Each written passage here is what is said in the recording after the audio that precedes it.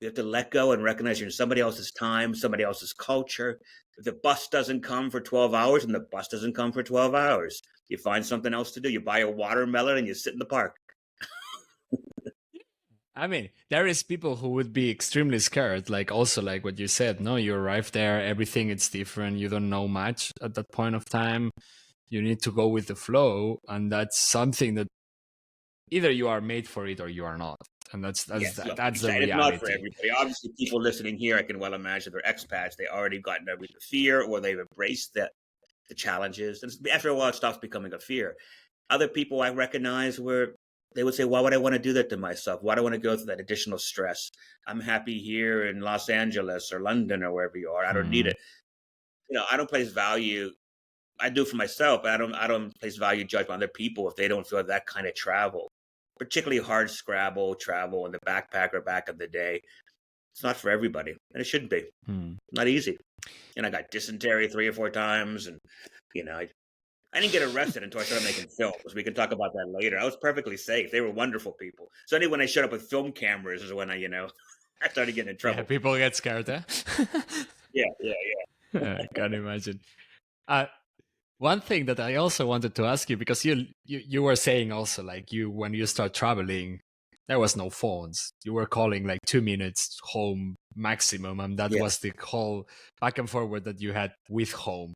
So, um, what has changed? You continued traveling for 35 years, and now probably you also have a smartphone and you can connect with everything very fast, and you could, but sometimes I wonder if back then you were needed and forced to connect more with the local people and get it much more in contact with people when traveling or living abroad, because mm, either you do it or you die, like, Yeah. or you don't survive.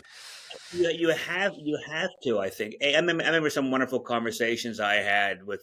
I was in Jordan, I think, and I was like waiting for a bus or something. It never came, and I started hanging out with these chickpea farmers who were sitting by the side of the road. And they invited me over for tea.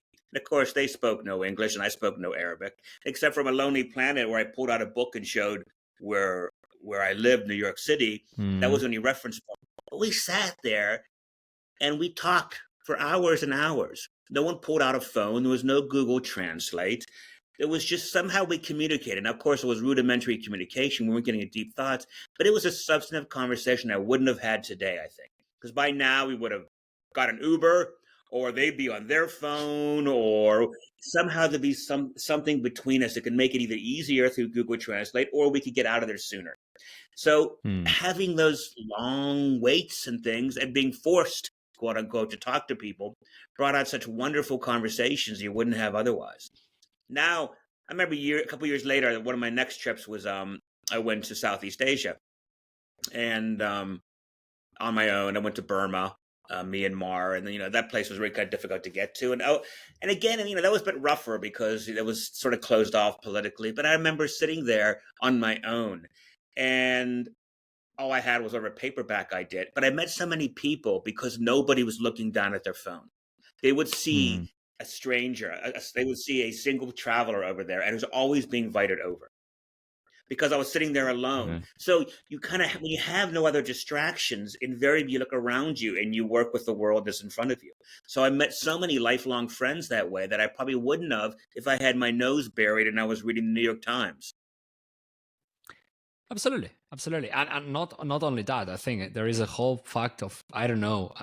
I'm from a generation that, not directly from kid, but at some point we start growing up already with smartphones and everything. It's like digital, and we embrace it so fast, so early. And I don't know, I feel sometimes like, if someone, like, it's a matter of trust also, or like of discomfort. When you are traveling around and you don't have a phone because, I don't know, you don't have internet and you're not looking, and someone is saying, hey, come here, we invite you to tea.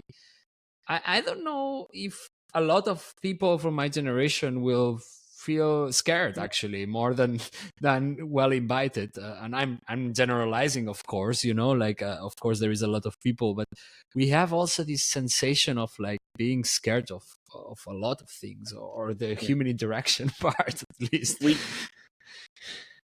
Yeah, exactly. Or questioning, certainly, I think, with Americans in the Middle East, particularly, or even anywhere, it's kind of like you question people, and it's easy to scare Mm. yourself as you would anything. You get a diagnosis, you have a headache, and invariably you start googling, and you have brain cancer. Because all roads lead to the worst possible thing. That's the danger of the rabbit Yes. hole of it. If you Google what is life like in downtown Cairo, invariably you'll come across some crime statistic that will scare the shit out of you. We always look for the worst. You have no knowledge. You accept the people on good faith. And, again, that's how I met these wonderful people, stayed at people's houses when I got stuck. And, when the train didn't arrive or whatever, or just other tourists that I met along the way. And I may not have taken those risks if I had known more, quote unquote. Mm. Naivete is a wonderful thing. Yeah, To a cool. degree, to a degree. Certain point, huh? Yeah. Makes sense. Education is What? good too. You should definitely do a little bit Yeah. of research. You said that you went back actually like after running out of money, and then it's when you studied documentary Yeah. filmmaking.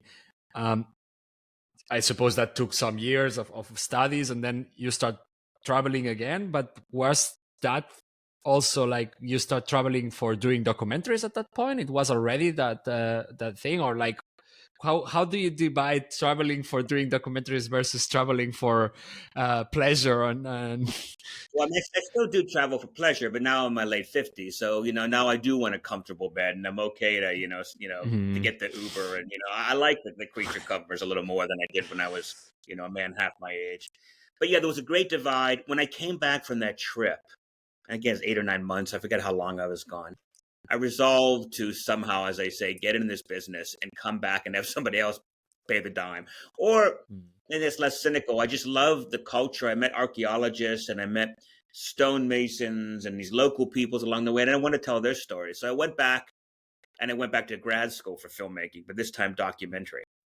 And one of the people that I had met in Cairo was a friend of mine whose father was on the antiquities board, and I kept relations with him. And then for my thesis film for my graduate school in Chicago, I did a documentary about the Great Sphinx of Egypt, the restoration of the Great Sphinx, because my friend's father was on the board and he was able to get me free permits. It's quite expensive, as you can imagine, to shoot, particularly in places like Egypt and Pompeii and some of the real expensive, real popular tourist sites.